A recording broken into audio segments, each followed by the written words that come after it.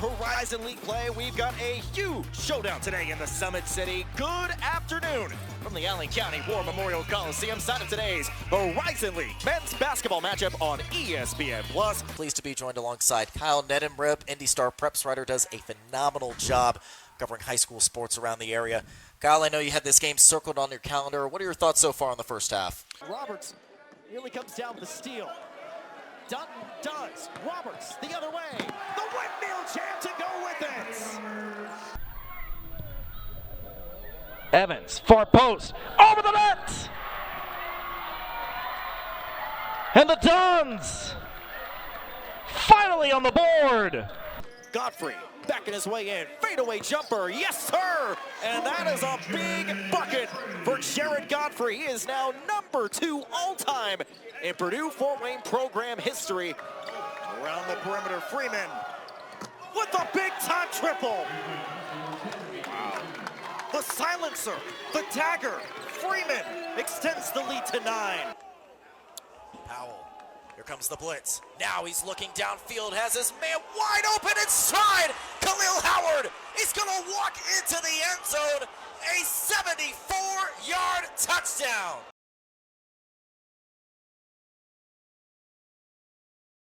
So any foul from here on out in this half will put the Dons in the bonus. Aaron Davis with possession now as he hands off to Nate Jenkins. So we said a lot of new faces with this Green Bay team, trying to get things rolling offensively. Corner 3 is up, too strong, fight for the ball, and Desjardins comes up with a rebound. That's right there what you want if you're Purdue Fort Wayne, and look how fast they got that ball down. Now watch, great defense there by Green Bay, but that's what you want if you're Purdue Fort Wayne. Get that ball out. You don't want that turnover, but... Both teams trading steals as Godfrey draws the foul. Looks like that's going to go against Jenkins. But now we're starting to see that pace pick up a little bit, Gibby, because at this point, Green Bay, they were sort of slowing this game down to a crawl, not unlike what you would see Will Ryan's father do during his days at Wisconsin. No, you're exactly right there. So this interesting call that, you know, these Green Bay staff isn't happy. They thought Godfrey kind of pushed off with that off arm and caused their defender to get misplaced. Godfrey makes the front end of a 1-and-1. On the season, one of the best free throw shooters in the country, 93% from the stripe. He and Bobby Planutis have been pretty much cash from the charity stripe. Thank goodness the announcer's jinx didn't kick in there. That's always in the back of my head. Godfrey goes 2 of 2, and the Dons enjoying their largest lead of the game. Tucker, feed inside to Meyer, backdoor pass again, and Garen Davis is able to bank it home. Second time we've seen that tonight, and it's paid off. Yeah, it's not like they're doing anything special that Purdue Fort Wayne hasn't been prepared for to guard, but they're playing extremely hard, Green Bay. JoJo Peterson with a wide look underneath. He can't convert, and a foul to go with it against the Dons. That will go against Peterson. That is Peterson's first personal 15th foul for the Dons, as Anthony Roberts and Rob Petty get set to check back in.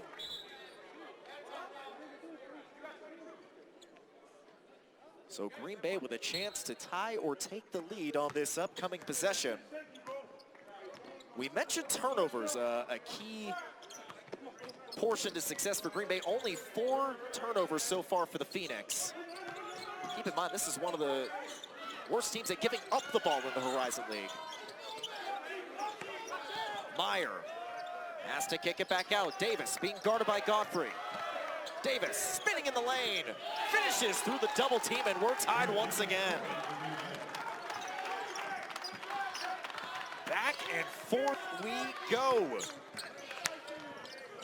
On the other end, Shankui answers with a tough runner and gives the Dons the lead right back. 3 lead changes, 3 times this game has been tied. Jenkins now being guarded by Shankui midway through the shot clock. And a traveling violation on Cummings. And Cummings in disbelief that time. 5th turnover on Green Bay. Keep in mind, Kibbe, a lot of these turnovers for Green Bay throughout the season, a lot of them have been unforced, and that's really the first time we've seen one of those unforced errors. Yeah, that's an unfortunate because that call could go either way, really, Josh. I mean, that's kind of just what officials kind of feel when they're looking at it could be. And I didn't think he traveled as a long step, but that's why I don't officiate. Well, that was almost a near giveaway that time. Officials, the Green Bay bench pleading that Planutis was out of bounds when he threw that off the leg of a Phoenix player. Kind of tough to tell from our vantage point. We had the entire Green Bay bench standing right in front of us.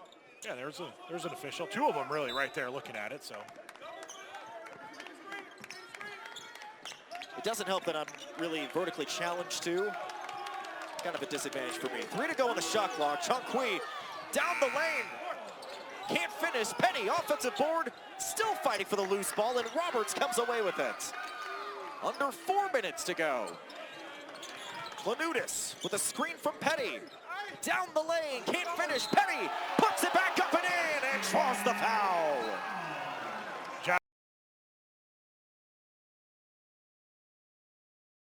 Lawrence North's offense still needs to get things clicking. Still struggling a little bit here. Handoff to Ollie Richardson. Good first down carry, getting half the yards needed to the 40. Still trying to establish that run, and that's a great call on first down to pick up 5, as you mentioned, 4 or 5. Time not an issue yet for Lawrence North, only down by 2 scores and still have 8 minutes to work with, plus the 4th quarter. No time to panic, like you're mentioning here. Handoff again to Richardson. With blockers in front of him, and he's down into Warren Central territory. Ollie Richardson starting to heat up for this Lawrence North offense. I like it, taking the time, taking what the defense gives him and moving the ball down the field. Another first down. 16-yard gain that time for Richardson. Only 4 first half first downs for Lawrence North. They've already got 2 in this 3rd quarter. I'd still like to see Cooper touch the ball from time to time. First down, over to Richardson. Stops, cuts back, and look at him trucking his legs once again, turning what could have been a loss into a 4-yard gain. Absolutely. I thought he was actually stopped there. But he, again, you keep your legs moving and positive things happen there. And you see the non-stop motor from Richardson throughout the course of this game. Darryl, we mentioned a couple weeks ago for Lawrence North, they use a loaf system to keep track of plays, or to keep track of players who take plays off. As Richardson gets the first down carry and almost another first down. He is right at the sticks. But Darryl, to go back to my point, Ollie Richardson to this point, no loafs. No loaf. The loaf system. Very similar to what Matt Eberflus does with the Indianapolis Colts, if you follow that team. Gain of 11 for Richardson.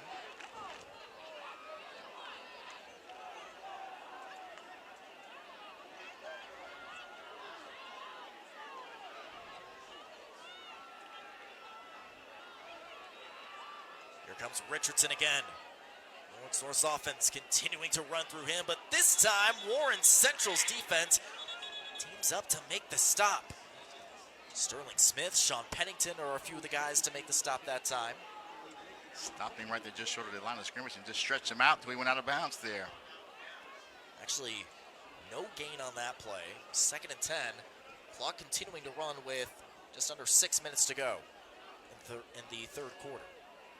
And seems to be committed to the run. Well, if it ain't broke, don't fix it. Here comes Richardson again up the middle. Actually, Jones out in the flat fooled everyone, including yours truly. Here comes Omar Cooper with a reception, and Cooper is down inside the 10-yard line for a 1st and goal. I tell you what, actually great play call there. I think they caught Warren Central looking for the run and got Cooper out there in the flat open there. Moved the ball down the field. Great call. Ball will be marked at the 9-yard line. Officially a gain of 27 for Omar Cooper. Only his second catch of the night, but a big one. Here comes Lawrence North knocking on the door once again. The last time they were in the red zone, they turned it over on downs. The Wildcats with an opportunity to cut into this deficit and make it a one-possession game. Right now we have a sideline warning assessed against Warren Central. No penalty. And now we'll reset. First and goal from the 9.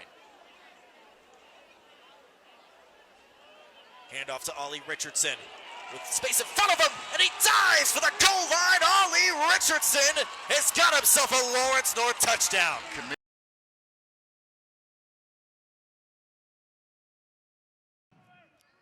Again, a reminder, we will play 2 10-minute extra time periods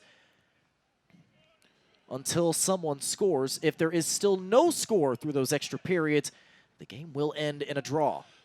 I have to think we haven't seen the end of Jenkins or Ayen in the game. I mean, Castro could be preserving them, trying to play for overtime, but it just doesn't feel like that right now. And if I was him, I wouldn't want to play for overtime. I'd want to try and force the issue, get a goal as soon as I could, get these guys off their feet because you got another game coming up in just a few days. You said it's still 2 matches to go for both sides. For Marion, they're going to be taking on 2 teams that are ahead of them in the standings at the moment. First, coming up on October 27th, they are on the road at Taylor. And finally, to wrap things up just 3 days later, they will be on the road at Indiana Wesleyan. So golden opportunities for Marion to not just get some critical wins and book their spot in the Crossroads League Men's Soccer Tournament, but also improve their standings and perhaps host a first-round matchup. And for Goshen, they will finish the season with 2 consecutive home matches. First coming up against Spring Arbor on the 27th, and they will wrap up their regular season against Huntington. Huntington currently sits in 3rd place, but they lost earlier this afternoon 3-1 against Bethel. Nice! Nice attack. Still in play. Well-played ball across the park to find that left foot on the other side of the field. Now Rufino looks to lead something for Goshen. Launched ahead. Over to Pontes. 3 defenders on the cross. Close it, close Players it. there on the shot, and that one off the side of the net. Another dangerous attack once again. Bontrager is beside himself right now. He too wants that shot back. So we get another look. Nice job, right foot.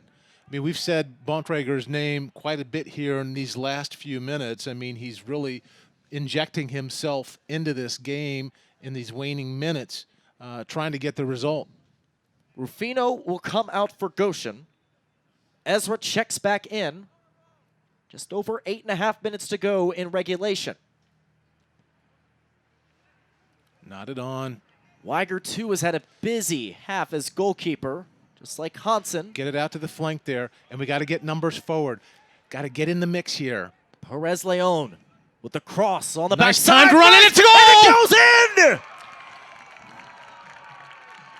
Jalen Rice, for the first time all season, has got a goal for Marion, and they lead 1-0 with just over 8 minutes to go. Jalen Rice was just fabulous coming in at the back post, timing his run perfectly to meet that ball with his head.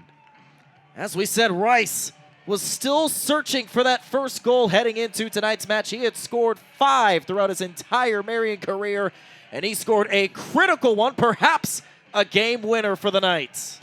Now it's important here for Marion. We see James Jenkins coming back onto the pitch. We see Tyler Pritchard coming back onto the pitch. What's crucial here is that they don't drop back so much in a defensive posture that they give Goshen that opportunity to get back in this thing. They've got to be able to continue playing, continue attacking, continue to be aggressive. You're going to see the reliable seniors coming back in, including Timmy Ayen. over towards that right back.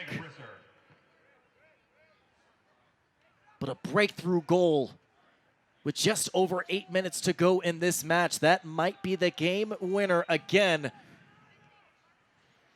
And at this point, Marion will take any sort of win, even if it's just a 1-0 win over Goshen.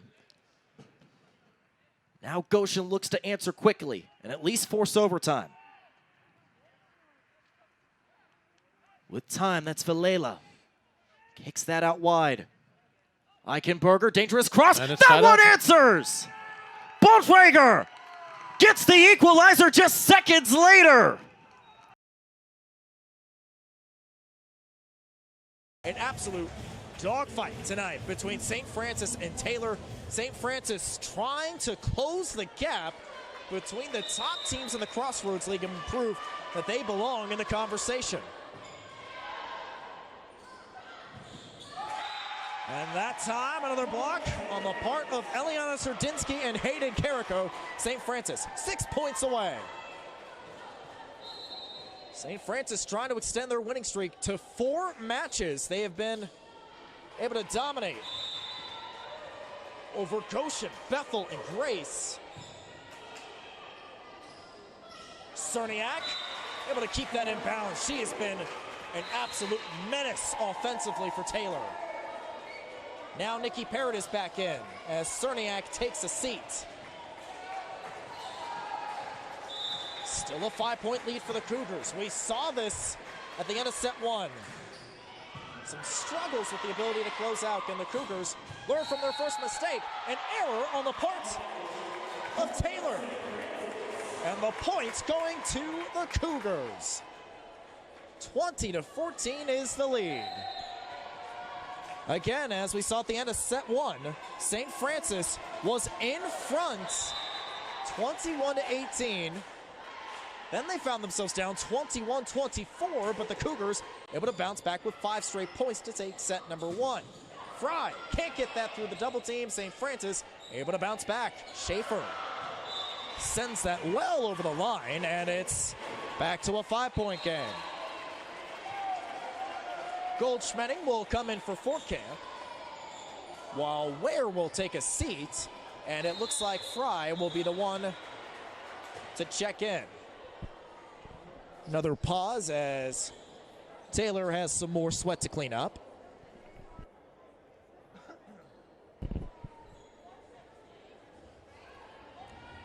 And again, the common theme, you haven't really seen this on the part of the St. Francis side.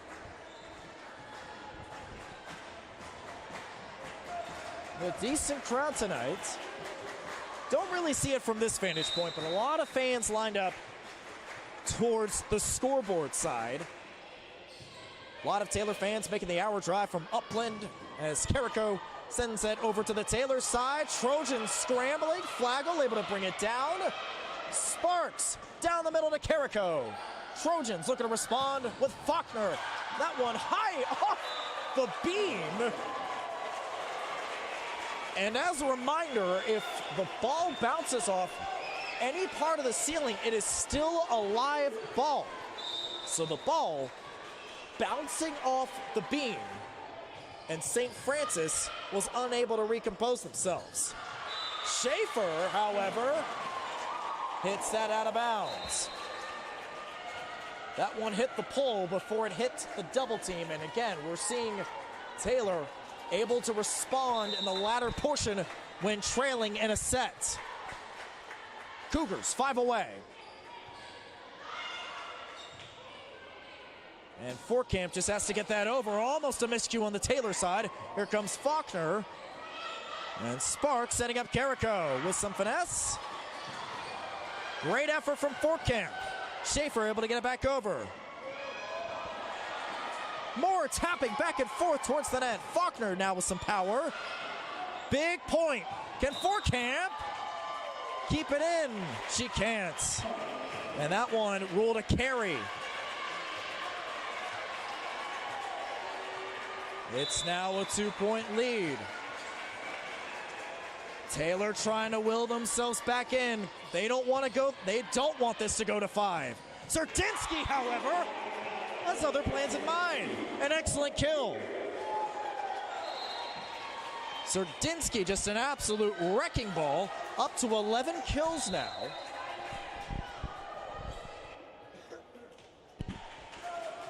Some more subs as Grace Aramia checks in for Taylor. And Kylie Top will send this over. Faulkner with a rocket that time. No one in the area of the defense. And the Cougars just trying to crawl themselves through the finish line at this point. Timeout on the floor for a moment. Now we've got some sweat to clean up on the St. Francis side. Probably the first time we've seen that tonight. Maybe a version of trying to ice the server.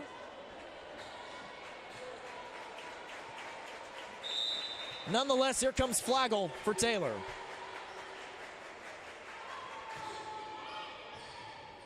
Camp from the back row. Sparks. And another infraction from Sparks. Double hit error that time. The lead down to 1. St. Francis needs to win this set, or Taylor can take it in 4. Schaefer gets it through the double team. Great move on the part of Dunsmore, but Schaefer able to get it back over. Dunsmore deflected out of bounds, and it's tied at 21. Timeout, St. Francis.